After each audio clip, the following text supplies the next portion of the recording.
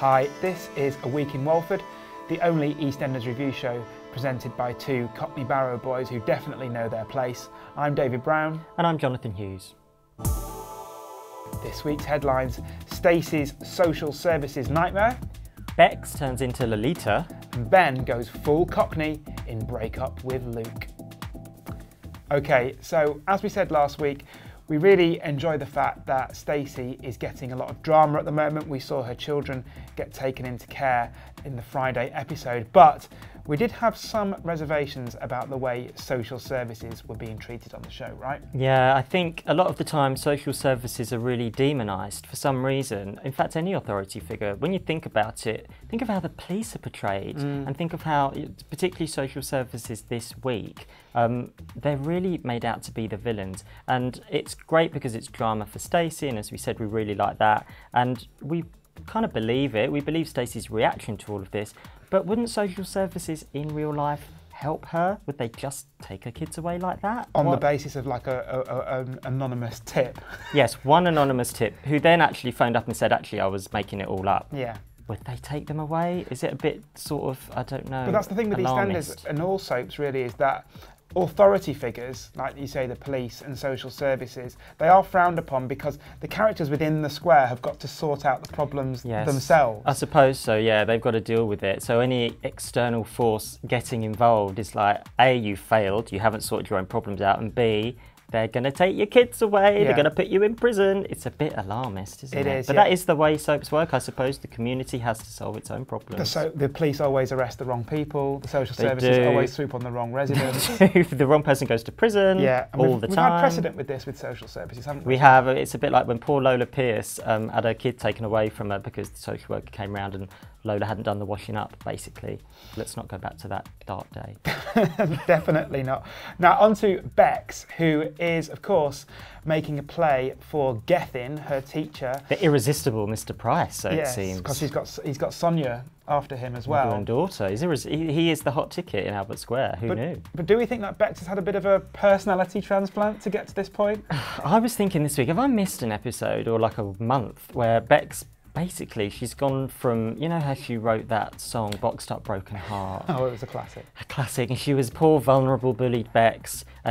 So basically, she's turned into this sex kitten. She's like making this play, getting all a bit, hello, sir, and all of this, getting a bit tish. Yeah, it is a bit tish. Hello, Mr. Price. Hello, Gethin. I don't know where that came from, and I feel like she's going from sort of Joni Mitchell style songs like Boxed Up Broken Heart to like Rihanna. What would the new song be then? The new song, I think so we have Boxed Up Broken Heart. Yeah, that was the classic. Maybe, I don't know, is it Sexed Up Throbbing Heart?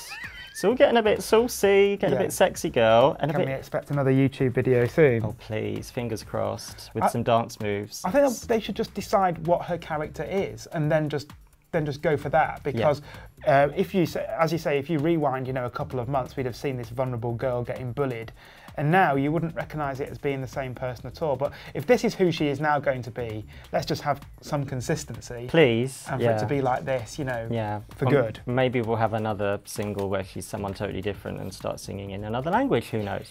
Yes. So on to Ben Mitchell, who had this steamy romance, it seemed, with Luke Browning, #Book.